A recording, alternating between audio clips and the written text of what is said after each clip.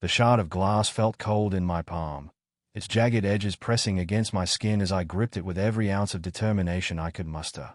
My mind was clouded with a rush of adrenaline and terror, but I couldn't afford to hesitate. I couldn't just stand here and wait to be torn apart. I had to move. I sprinted to the edge of the roof, my eyes scanning the streets below. The group of survivors was still fighting, but their chances were dwindling with every passing second. I knew I couldn't get down there quickly enough to help them, not without drawing the attention of the zombies that were now shambling in my direction. But there had to be another way. I turned away from the edge and looked at the stairwell door, my heart pounding. The rooftop was my only chance. The city sprawled out beneath me like a maze of chaos and decay. But there had to be an escape. Somewhere. The thought that I might not make it out alive twisted in my gut, but I shoved it down. I couldn't let fear control me. Not now. I took one last look at the survivors below, desperately trying to keep the horde at bay. The woman from before, her eyes were wild, her hair matted with blood, was swinging a metal pipe with every ounce of strength she had left, trying to drive back a group of zombies that had surrounded her. But there were too many. The others were scattered, each fighting for their lives, and I could see the terror in their eyes, the panic spreading as more and more of the undead closed in on them. I couldn't let them die. But how could I possibly help them? And that's when I saw it. Across the street, there was a fire escape. A metal ladder, just barely visible in the dim light, hanging down from a building nearby. It was a risk, but it was a chance. If I could make it to that ladder, I might be able to get across the rooftops and avoid the chaos on the streets. But the zombies were closing in fast. I didn't think about it any longer. I made a break for it, my footsteps echoing against the concrete of the rooftop. I could hear them, the groans and the dragging footsteps, getting closer. But I couldn't stop. I just couldn't. I reached the edge of the building and glanced down. The fire escape was maybe 15 feet away, but it felt like an eternity. I could hear the creatures below, moaning and snarling.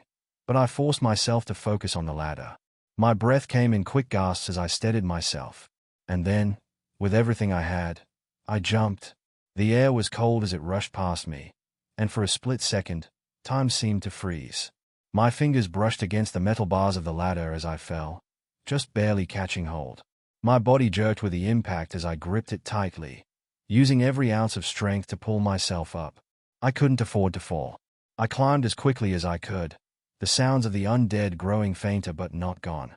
I reached the top, my hands shaking as I pulled myself onto the next rooftop. I turned to look back just in time to see the fire escape begin to tremble under the weight of the zombies below, some of them already beginning to climb. They weren't fast, but they were relentless. I had to get moving. I ran across the roof, trying not to look back, my heart hammering in my chest.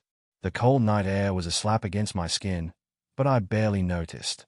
All I could think about was putting as much distance as possible between myself and the zombies. I couldn't stop. Not now. Not when I was so close to finding an escape. The city stretched out before me, abandoned cars, overturned dumpsters, and shattered windows. It was a dystopian nightmare, the kind you only see in movies, but now it was real. I had to keep going, to find a way out before the night swallowed me whole. I reached another building, higher than the last, and paused, breathless. My legs were sore, my muscles burning, but I couldn't stop. Below, I could see the zombies beginning to spread out across the streets. They were getting more organized. I had to keep moving, or I would be trapped. I glanced over at the rooftop across the alley. There was another fire escape, this one hanging down to the street. It wasn't as far, and it was closer to the survivors. I didn't hesitate. I dashed toward the edge of the building and jumped again, feeling the sharp wind cut across my face as I leapt for the ladder. I caught hold this time with ease, my legs shaking as I pulled myself up. Once at the top, I crouched behind a low wall, trying to catch my breath and plan my next move. My heart raced as I peered over the edge, keeping an eye on the streets below. The survivors were still fighting, but it was clear they couldn't hold on much longer. One by one, they were being overwhelmed. There was no time to think. I knew what I had to do.